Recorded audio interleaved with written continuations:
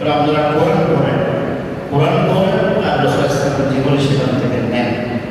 তাহলে কোরআন কারীম আল্লাহ রাসূলের এই হিসেবে কোরআন আল্লাহ রাসূল ইসলামের জীবনীতে কোরআন কারীম হয়ে থাকে। কোরআন কারীম এই পর্যন্ত সম্পূর্ণ ব্যাখ্যা বিশ্লেষণ করার মতো পরিপূর্ণভাবে মহাভাবে কিয়ামত পর্যন্ত ব্যাখ্যা করলে ব্যাখ্যা শেষ হবে না কোরআন কারীম। কারণ আল্লাহ তাআলার কালাম, আল্লাহ তাআলার কালামের মধ্যে এত বেশি অর্থ রয়েছে, এত বেশি হিকমত রয়েছে, যেটা বলে শেষ করতে পারবে না।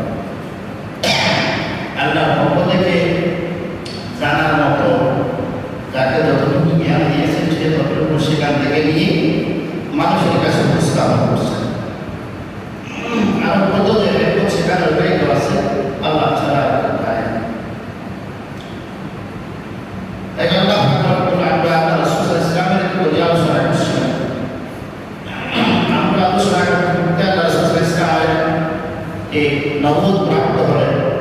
নবুদ হয়ে গোপনে আল্লাহ পাকের দাওয়াতি কাজে রাসূল আল্লাহ রাসূল 3 বছর পর্যন্ত গোপনে কাজ করেছেন।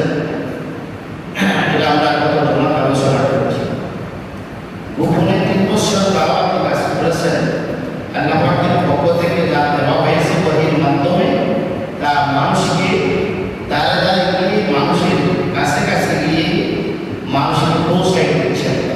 কালিমার দাওয়াত ওয়াহদানিয়তের কথা বলছে যে আল্লাহ পাকের ইবাদতের এখানে করতে হবে, লাখ উজ্জ্বল ইবাদত হবে না, চলবে না।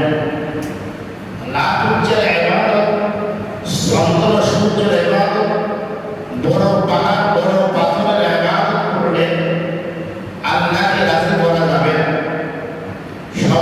আমাদের সবাই একজন রব আছে, সবাই একজন সৃষ্টিকর্তা আছে, সবার একজন মালিক আছে। যেই মালিকের কাছে আমাকে আপনাকে সবাইকে আবার ফেলে যেতে হবে, সেই মহান রবেরই ইবাদত করতে হবে, আর কারো ইবাদত চলবে না। এই কথাটি আল্লাহ রাসূল সাল্লাল্লাহু আলাইহি ওয়াসাল্লাম গোপনে মানুষকে দাওয়াত দিচ্ছেন, মানুষের কাছে যাচ্ছেন। কত বড় মহান নবী আল্লাহর নির্দেশে মানুষের কাছে দাঁড়িয়ে দাঁড়িয়ে যাচ্ছেন। 3 বছর গোপনে করার পরে প্রকাশ্যে আসলেন। আল্লাহ পাক বলছেন প্রকাশ্যে করা। যখন আল্লাহ রাসূল সাল্লাল্লাহু আলাইহি ওয়াসাল্লাম গোপনে দাওয়াতি কাজ বন্ধ করে আল্লাহর নির্দেশে যখন প্রকাশ্যে দাওয়াত দেওয়া শুরু করলেন 3 বছর পরে, মক্কার জমিনে কাফের মুশরিকরা আল্লাহ রাসূলের উপর জুলুম নির্যাতন শুরু করেছে। আল্লাহ রাসূলের কথা শুনে, দাওয়াতি কথা গ্রহণ করে যারা রাসূলের কাছে আসতেছেন তাদের উপর জুলুম শুরু করেছেন মক্কার জমিনের কাফের মুশরিকরা। বিশেষ করে আল্লাহর নবীর বংশধর কুরাইশ বংশের লোকেরা মুহাম্মদুর রাসূলুল্লাহর উপর জুলুম শুরু করেছে। আল্লাহ রাসূল যেদিকে যায় সেদিকে যুবক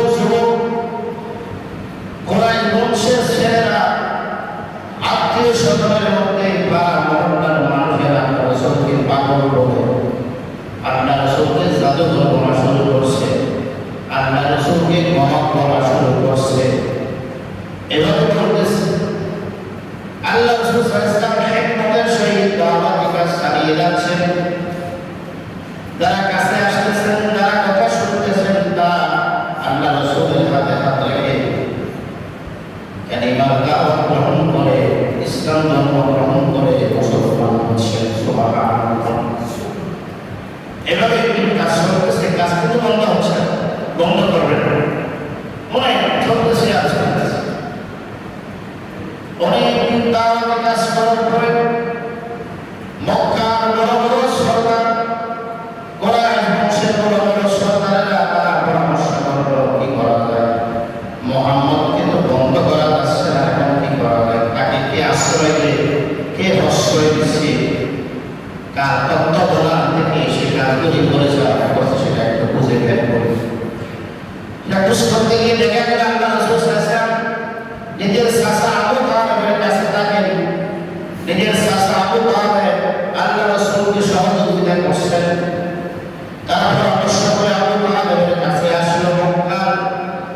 মানুষ আবু তালেবের কাছে আসে বলল, আবু তালেব, আপনি তো আমাদের কাছে সম্মানিত একজন ব্যক্তি, আমাদের সরকারের মধ্যে আপনি একজন সরকারের সমতুল্য, একজন সম্মানিত ব্যক্তি।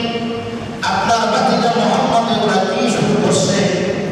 আমরা দেখতে পাচ্ছি আপনার ঘরে তাকিয়ে আপনার তত্ত্বাবধানে এই কাজগুলি করতেছে। একটা দুই ভাইয়ের মাঝখানে ফাটল সৃষ্টি করছে। এক বংশের মধ্যে মানুষ ভাগ হয়ে যাচ্ছে, সন্তান মায়ের থেকে পৃথক হয়ে যাচ্ছে, স্ত্রী স্বামীর থেকে পৃথক হয়ে যাচ্ছে। মুহাম্মদের কথা শুনে এগুলা কি শুরু করছে? আপনার তাদের তাকে সাবধান করেন, সতর্ক করেন, না হলে কিন্তু অসুবিধা হবে।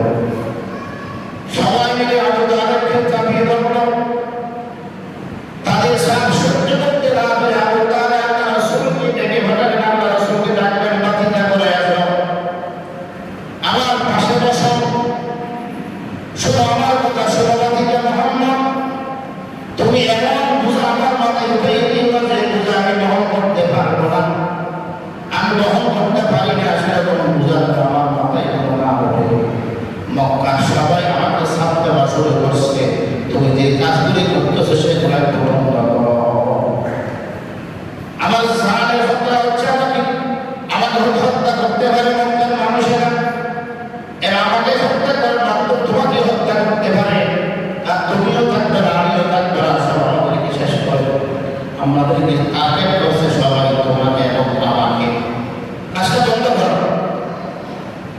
আল্লাহ রাসূল বলেন, নিজের চাচা আবু তালেবকে, ওগো চাচা শুনেন, মক্কা কাফের মুশরিকরা নিঃশব্দ আমার ডান হাতে উঠাই দেয়, আর সূর্য যদি আমার ডান হাতে উঠাই দেয়, চন্দ্র যদি আমার বাম হাতে উঠাই দেয়, এরপরে আমি এই বাম হাতের কাছে বন্ধ করবো না।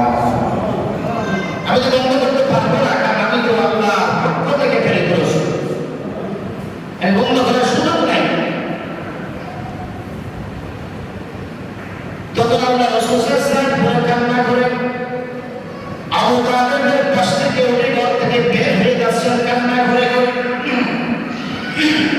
যখন আল্লাহ রাসূল বের হয়ে যাচ্ছিলেন, আবু তালেব ডাক দিয়ে বলল, ভাতিজা শোনো, আমার কাছে আসো, কান্না করো না, বসো। তুমি কান্না করে আমার ঘর থেকে বের হয়ে তোমার কি লাভ হবে? তুমি বসো, অসুবিধা নেই, তোমার কাজ তুমি জানিয়ে দাও, আমি আবু তালেব তোমার সাহায্য হিসাবে তোমার পক্ষ থেকে আমি যতটুকু পারি তোমাকে সহযোগিতা করবো। তারপরে তুমি কান্না করি না, আমার পক্ষ থেকে বের হয়ে যাইও না, আমি সহযোগিতা করবো, তুমি কান্না করো না। কেন ছিল আবু তালেব? আল্লাহ রাসূল অনেক চেষ্টা করছেন আবু তালেবকে মুসলমান করার জন্য, কিন্তু কলিমা পড়ে শেষ নিঃশ্বাস পর্যন্ত চেষ্টা করছেন আল্লাহ রাসূল, কলিমা পড়ে না। আমি যদি কলিমা পড়ি, মুহাম্মদ মক্কার কুরাইশের বংশের আমাকে কি বলবো? এই কথা বলে কলিমা পড়ে না। বাকি আল্লাহ রাসূল সাল্লাল্লাহু আলাইহি ওয়াসাল্লামকে যতটুকু সহযোগিতা করছেন, সব সময় আল্লাহ রাসূলের খবর নিয়েছেন, ঘরে রাখছেন, সব কিছু আল্লাহ রাসূল যত সাধ্য চেষ্টা করেছেন, কলিমা পড়ার জন্য পড়ে না। হাদিসে আছে আল্লাহ খোদা আবু তালেবের শাস্তি এত কঠিন শাস্তি, শাস্তির কথা শুনে অবাক হয়ে আল্লাহ এরপরে আল্লাহ পাক রব্বুল আলামিন আবু তালেবকে শাস্তি থেকে মুক্ত দেন, শাস্তি পাবে, কারণ কলিমা পড়াটাই মুসলমান পায়নি। আল্লাহ রাসূলকে ভালোবেসে সহযোগিতা করেছেন। কথা বলছেন, কথা বলার বোঝার চেষ্টা করেন। আল্লাহ রাসূলকে ভালোবেসেই তো সহযোগিতা করেছেন। আপনি একজনকে সহযোগিতা কখন করবেন? যখন তার প্রতি আপনার আন্তরিকতা থাকে, আপনি সহযোগিতা করবেন। আল্লাহ রাসূল অন্তর থেকে ভালোবাসেন, সহযোগিতা করেছেন। নিজের জান ভয়ের মধ্যে ছিল, হত্যা হয়েছিল, সেগুলো চলে যাবে, এরপরে আল্লাহ রাসূলকে সহযোগিতা করে বাকি নিয়ম সিস্টেমে শরীয়ত মতো আল্লাহর দেওয়া বিধান মতো সহযোগিতা করা না করার কারণে আবু তালেবকে শাস্তি থেকে মুক্ত দেননি। শাস্তি হবে জাহান্নামে যাবে, স্পষ্ট হাদিসে আছে। কথা হচ্ছে এরপর হচ্ছে ভালোবাসা। সেজন্য সবসময় আমি বলি আল্লাহ রাসূলকে কাজে কর্মে মুখে ভালোবাসতে হবে না, আমার ভালোবাসাটা কোরআন হাদিস মতো হতে হবে। না তো আমি কি আর ভালোবাসি, আপনি কি ভালোবাসেন? আবু তালেবের মতো ভালোবাসা আমরা কেউ দিতে পারবো না আল্লাহ রাসূলকে। এরপরে আবু তালেব কলিমা না পড়ার কারণে, মুসলমান না হওয়ার কারণে সেই জাহান্নামে যাবে। স্পষ্ট আলোচনা বানিয়েছে আবু তালেব ছিল জাহান্নামে যাবে, শাস্তি হবে। তাই আমরা আল্লাহ রাসূলকে ভালোবাসবো কোরআন হাদিসের ভিত্তিতে, কোরআন হাদিসের আলোকে। আল্লাহ রাসূলকে ভালোবাসা ছাড়া অন্য কোনো পন্থায় ভালোবাসা, আল্লাহ রাসূলের প্রতি ভালোবাসা দেখায়নি, সেটা ভালোবাসা হবে না। যেটা আমরা গত শনিবারে মগরিবের নামাজের উপর আলোচনা করেছি। আমরা তো অনেক অধিকাংশ আসেন, যারা আসেন তারা শুনছেন। কোরআন হাদিসের আলোকে আমরা আলোচনা করেছি বিস্তারিত, যা আল্লাহ রাসূল সাল্লাল্লাহু আলাইহি ওয়াসাল্লামকে কোরআন হাদিসের আলোকে ভালোবাসতে হবে। যদি আমরা অন্য কোরআন হাদিস সমর্থন নেই সেরকম কোনো রাস্তা, কোনো পন্থায় যে আমরা ভালোবাসি, ভালোবাসা প্রকাশ হবে না, এটা গুনাহে পরিণত হবে। আল্লাহ তাআলা আমাদেরকে কোরআন হাদিসের আলোকে আল্লাহ রাসূল এবং আল্লাহকে ভালোবাসার তৌফিক দান করুন। সকলে বলি আমিন। আমরা যেটা করবো সেটা আমাদের কাজে আসতে হবে। একজনকে আমি সহযোগিতা করছি, সেটা আমার পাশে না থাকে, যাকে আমি সহযোগিতা করছি সে বিপদের সমাধান দিয়ে আমার বিপদের সমাধান, তাকে তো পাশে না, তাকে সহযোগিতা করে না, সে আমার বিপদের সময় আমার বিরুদ্ধে যায়, আর তার বিপদের সময় আমি তার পাশে থাকি, এটা কেমন করবো? তো মানুষের পাগল করবে, তোমার বিপদের সময় তোমার বিরুদ্ধে যায়, আর তার বিপদের সময় তার পাশে থাকো, তুমি পাগল। সেজন্য আমরা ময়দানে হাসরে তারা হাউজে কাউসারের পানি পান করার জন্য লাগিয়ে থাকবে। ফেরেশতা এসে অনেক বান্দাদেরকে, উম্মতদেরকে বের করে দেবে। আল্লাহ রাসূল বলেন, কেন বের করে দিয়েছেন? আমার উম্মতদেরকে তারা আমার হাত থেকে হাউজে কাউসারের পানি পান করার জন্য লাগিয়ে আসছে, আমার উম্মতরা বের করে দিচ্ছেন কেন? তখন আল্লাহর পক্ষ থেকে ফেরেশতারা আল্লাহ রাসূল উত্তর দেবেন, আপনি দুনিয়া থেকে চলে আসার পরে এটা আপনার শরীরের মতো তারা যেমন করেছে আর করে নাই, তারা বন্ধরা চলছে, হাদিস কোরআন ধারে নাই, তাদের যা ইচ্ছা, তাদের যুক্তিতে না আসছে তারা সেভাবে চলছে। শুধু গোমরাহ বেদাত ছাড়া তারা কিছু করে নাই। আপনার দিনকে পরিবর্তন করে আর তারা কোরআন হাদিস ভিত্তিক করে নাই, তারা বন্ধরা করেছে, আমি কোরআন হাদিস ভিত্তিক করতেছি, সেটা আমার সাবিও দিয়েছে। কথা বুঝছি না? বন্ধরা করে আবার বলে এরা কোরআন হাদিস ভিত্তিক করছে, এটা বুঝছেন? আর যারা বিরুদ্ধে বলে কোরআন হাদিস ভিত্তিক যারা করছেন না, বন্ধরা যারা করছে, যারা বলবেন তাদেরকে আমার গালি গাছ, কথা বুঝছেন? এভাবে ফেরেশতারা বলবে আল্লাহ রাসূল, তখন আল্লাহ রাসূল আর কোনো কথা বলবেন, ফেরেশতাদের সাথে আর কিছু বলবেন, কারণ ফেরেশতা আল্লাহর নির্দেশে আসছে তাদেরকে ব্যয় করে দিবে। তারা দেখলেই বুঝতে পারবে লাইনের মধ্যে কারা আল্লাহ রাসূলের আদর্শ মোতাবেক কোরআন হাদিস ভিত্তিক জীবন পরিচালনা করে বন্ধরা দিনের জীবনকে পরিচালনা করেছে, এবং আল্লাহ রাসূলের দিনকে পরিবর্তন করে নিজের মতো করে নিজের যুক্তি সাথী তারা করেছে। ফেরেশতারা তাদেরকে চেহারা দেখলেই বুঝতে পারবে লাইনের মধ্যে, কারণ এইভাবে করে আল্লাহ পাক তাদেরকে সেখানে লাইনের মধ্যে প্রেরণ করবেন। ফেরেশতাদের বুঝছে, সেখানে কোনো ছবি থাকবে না, তারা চেহারা দেখলেই বুঝতে পারবে কারা কারা, তাদেরকে তো লাইন থেকে বের করে দেবে। আল্লাহ আমাদেরকে কোরআন হাদিস ভিত্তিক সব কিছু করার তৌফিক দান। আল্লাহ রাসূল সাল্লাল্লাহু আলাইহি ওয়াসাল্লাম আবু তালেব সহযোগিতা করার কথা বলেছেন, মুহাম্মদ তুমি ঠিক আছে তোমার কাজ করো, আমি সাসাই হিসেবে যতটুকু তোমার সহযোগিতা করবো, তুমি কান্না করো না। আল্লাহ রাসূল সাল্লাল্লাহু আলাইহি ওয়াসাল্লাম লাগাতার কাজ শুরু করেছেন। সাহাবায়ে যে সমস্ত মানুষ আল্লাহ রাসূলের কথা শুনে ইসলাম ধর্ম গ্রহণ করে আল্লাহ রাসূলের পাশে আসেন, তাদেরকে কাজ করে বন্টন করে দিচ্ছেন কিভাবে কাজ করবে। কাজ কি? কাজ একটা মানুষের কাছে গিয়ে বলে ধারে ধারে গিয়ে হিকমতের সহিত দাওয়াত দেওয়া, লাত উজ্জার ইবাদত হবে না, সঙ্গ সূত্রের ইবাদত করবে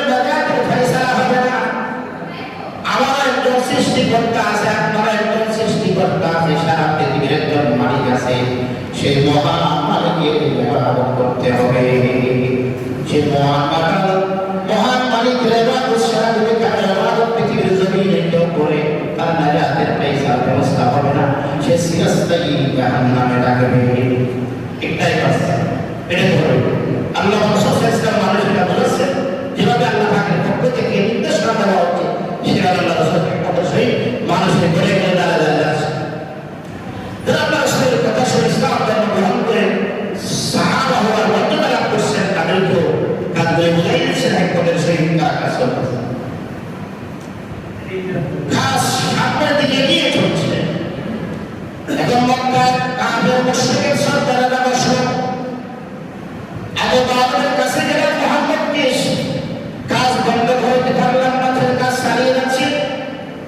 আবু তালেব তো বন্ধ করতে পারে না, এখন কি করি?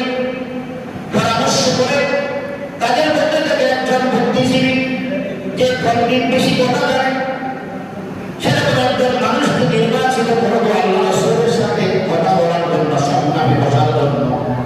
ইসলামের প্রথম সংলাপ শুরু হচ্ছে কাফের মুশরিকের সাথে, প্রথম সংলাপ আল্লাহ রাসূলের সাথে। তারা ঠিক করলো একবারে, আমি একজন মানুষ খুবই পণ্ডিত ছিল, খুবই ভালো, আল্লাহ রাসূলের সাথে সংলাপে বসবে। তুমি আমাদের পক্ষ থেকে তুমি যাও, মুহাম্মদের সাথে সবাই নিয়ে বড় কথা বলে বসো। আমরা তো আবু তালেবকে বসি না, শুধু বাচ্চারা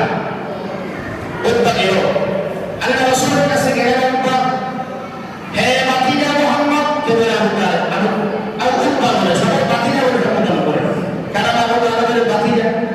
আল্লাহ রাসূল তো বসো, চাচা বলে হয়েছেন, সবাই তো বড় বড় এটা, তো সবাই বাতিজা হওয়া, সবাই বাতিজা বলে বুঝছে।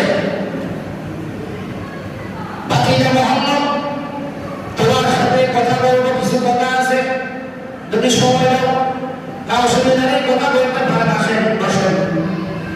উত্তর পক্ষ থেকে কথা বলাকে আগে বলবে। আল্লাহ রাসূল বললেন, আপনি আগে বলেন, আপনি তো আমার সাথে কথা বলতে আসছেন, আপনি আমি তো আপনার কাছে যাই নাই, আপনারা তো পরামর্শ করে আমার কাছে কথা বলার জন্য আসছেন, আপনার কি দাবি আপনি আগে বলেন। রাসূল বলল, মুহাম্মদ বাতিজা শোনো, এই যে তুমি যে কাজগুলি করতেছো, সমাজের মধ্যে বিশৃঙ্খলা সৃষ্টি করছো, এই যে একজন স্ত্রী স্বামী থেকে চলে যাচ্ছেন, হারাবে তোমার কথা শুনে, তোমার কথা গ্রহণ করতেছে, স্বামী থেকে চলে আসতেছে। আরেকজন স্বামী স্ত্রী ছেড়ে তোমার কথা শুনে তোমার কাছে চলে আসতেছে। আরেকজন ভাই ভাইকে ভাইয়ের সাথে পৃথক হয়ে তোমার কাছে চলে আসতেছে।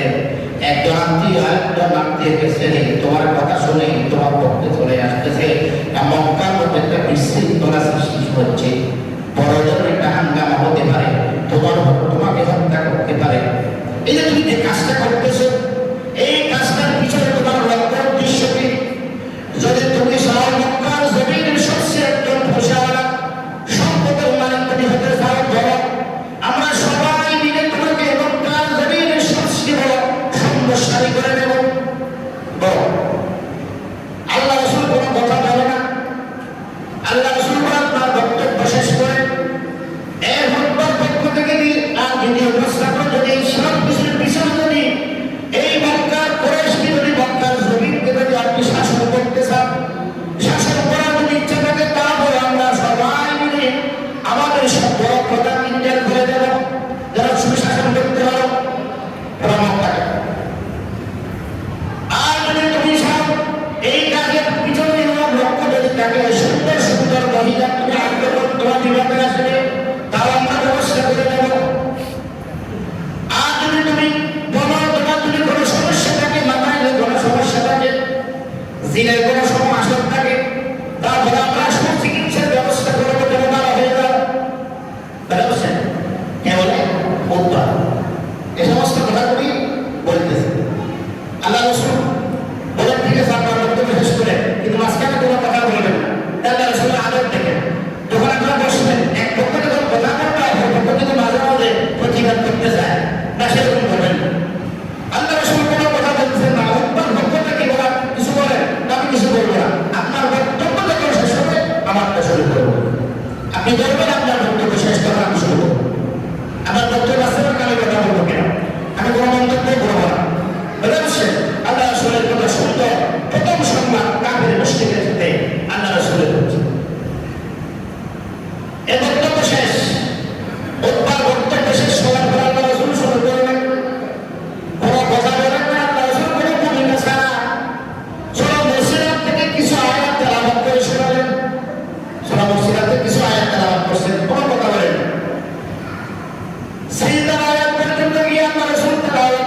করে না, আর কিছু করে না।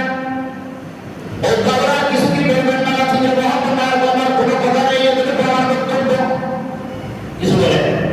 তখনকার কোরআন তেলাওয়াত শুনে মানুষ মুসলমান হয়ে। এখন তো ওয়াজ মাহফিলের ব্যবস্থা, আগে কিন্তু ওয়াজ মাহফিলের ব্যবস্থা ছিল না, কোরআন তেলাওয়াতের ব্যবস্থা ছিল। কোরআন তেলাওয়াত করবে, কোরআন তেলাওয়াত শুনে হাজার হাজার লক্ষ লক্ষ মানুষ ইসলাম ধর্ম গ্রহণ করেছেন। সুবহানাল্লাহ। কারণ তাদের কোরআন তেলাওয়াত ছিল সেরকম।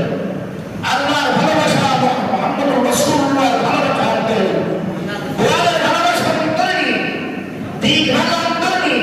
মানুষ কি কোরআনের প্রতি আহ্বান করার নিয়তে কোরআন তেলাওয়াত করেছে, মানুষ কোরআন তেলাওয়াত শুনে ইসলাম ধর্ম গ্রহণ করেছে। এখন তো হাজার হাজার মাহফিল হচ্ছে, কেউ মাহফিল শুনে কেউ আমল করে না। কারণ অধিকাংশ মাহফিলে শুধু একে অপরের পক্ষে শুধু সমালোচনা করে, শুধু গালাগালি করে আর সমালোচনা করে। এখানে কি শুনবে, কি আমল করবে? সে গালাগালিকে শুনে আছে, তখন হুজুররা গালাগালি করলে অসুবিধা কি? সেও গালাগালি শুনে বলতে মানুষ, কারণ গালাগালি হুজুর করতে আমি শুনছি। শুধু গালাগালি করা শুনে কি আছে, শুধু আমি গালাগালি করছি, অপরের সাথে কোনো কিছু হলে গালাগালি শুরু করি, অশ্লীল ভাষাতে গালাগালি করি। হেদায়েত করে কিছু নেই, অথচ আলোচনা শেষ করে যাওয়ার সময় 20,000 টাকা না দিলে কিছু করতেন। কত হারাম ধরে দেখেন, 20,000 টাকা দিল না, 10,000 টাকা দিয়ে ভাড়াই দিচ্ছি। 2 ঘন্টা আলোচনা করে না, আমার দিচ্ছে মাত্র 10,000। বোঝা বোঝেন? এই অবস্থা ছিল সেজন্য আগে খারাপ এবং অবস্থা সেজন্য মানুষের কোরআন তেলাওয়াত শুনে আমার রাসূল সূরা মুরসালাত থেকে তেলাওয়াত করে আলোচনা করতে করলেন। কিছু বলবো উদ্দা কোনো কথা না বলে শুধু আমার রাসূলের থেকে বিদায় নিয়ে চলে গেল। সবাই হত্যা করছে, মক্কার কাফের মুশরিকেরা বড় বড় সরদার হত্যা করছে, কারণ সংগ্রাম চলছে মুহাম্মদের সাথে। উদ্দা গেছে সংগ্রামে, সংগ্রাম শেষ করে সে আসবে, তার কথা শুনবো। আমরা সবাই বসে আছি, উদ্দার সাথে দেখা আমার বলে উদ্দা কি খবর? উদ্দার চেহারা তারা পরিবর্তন হয়ে গেছে, পুরো সংগ্রাম করছে। এরা একটা কি কিছু বলছে না কেন? উদ্দা বলে শোনেন মক্কার কাফের মুশরিকরা সরদাররা শোনেন, আমি তার কাছে এমন একটি বাক্য শুনে, এমন একটি তেলাওয়াত শুনেছি, এমন একটি বক্তব্য শুনেছি যেটা কোনো মানুষের সম্ভব না, সেটা তার কাছে কোনো মানুষের সম্ভব না। আমি শেয়ার করা যে তেলাওয়াতটি আমি শুনেছি, যে বক্তব্যটা আমি শুনেছি, সেটা কোনো মানুষের বক্তব্য হতে পারে না। এই পৃথিবীর জমিনের কোনো পণ্ডিতের দেখা হইতে পারে না, সেটা একমাত্র মহান সৃষ্টিকর্তা ছাড়া আর কারো হবে না। সুতরাং আমি বলছি আপনাদেরকে মুহাম্মদের সাথে বাড়াবাড়ি করে রাখবেন, তার কাছে করতে থাকো, আমাদের কাছে আমরা করতে থাকি। তার সাথে বাড়াবাড়ি করে রাখবো না, তার সাথে নিজের কাজ করতেছে না। এবং আমি কথাগুলি এমন কথাগুলি শুনলাম, কিন্তু প্রত্যেকে নিজের থেকে কিছুই বলতেছে না। এমন একটা এটা আমাকে শোনালো, আমি ভাবলাম, চিন্তা করলাম, সে তার করা হবে না, যেটা বলে সে বলে ব্যবহার করে নেয়। তারপরে ওস্তাদকে যদি আমি রক্ষা করিনি, সেমন সুন্দর একটা কথা বক্তব্য কিভাবে দিল?